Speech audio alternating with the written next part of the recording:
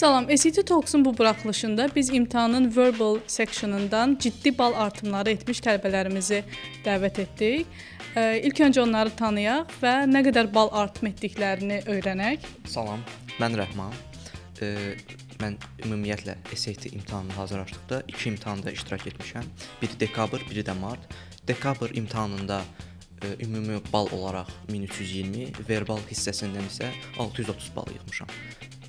Amma mart imtahanında isə hazırlaşdıqda ümumi olaraq 1500, verbaldan isə 720 bal toplamışam. Salam, mən Zəhra. Oktyabr imtahanında verbal hissəsindən 520 bal toplamışam. Mart imtahanında isə 670. Əla. Rəhman, ilk nəticəni gördükdən sonra 630 toplamışdın və ilk nəticəni gördükdən sonra nəyi səhv etdiyini necə anladın və nələri analiz etdin? Əvvəla ilk imtahandan sonra və cavablar çıxdıqdan sonra məni narahat eləyən səhv yazdıqlarım deyildi. Çünki bir mövzuda zəif ola bilərsən, bir mövzuda bilmədiklərin ola bilər. Amma məni əsas narahat eləyən zaman idarəsinin zəif olmağıdır. Bunu hardan bildim? İmtahanda mənim çatdırmadığım və sırf bu səbəbdən yaza bilmədiyim 2 və yaxud da 3 dənə sual olmuşdu. Və əsas olaraq analiz elədiyim və üstündə işlədiyim mart imtahanında bunlar oldu. Zəhra, əvvəl 10 sual səhv edirdinsə, bunu necə 3-4 səhvə endirdin? Mənim ilk addımım hər səhv etdiyim sualları analiz eləməklə başladım və özümə suallar verməyə başladım. Təkcə səhv variantları da analiz etmirdim, düzgün variantlara da baxırdım. Düzgün variantları analiz edəndən sonra isə səhv variantları analiz edirdim ki, burada hansı hissədə səhvlik var. Bir də məndə zaman idarəsində problem var idi. Ona görə özümü zamanlı şəkildə və planlı şəkildə praktis etməyə başladım.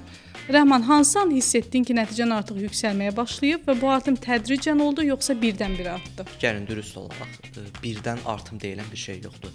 Bu təkcə SAT imtahanına və yaxud da təhsilə aid bir şey deyil. Bu həyatda hər şeyə aiddir.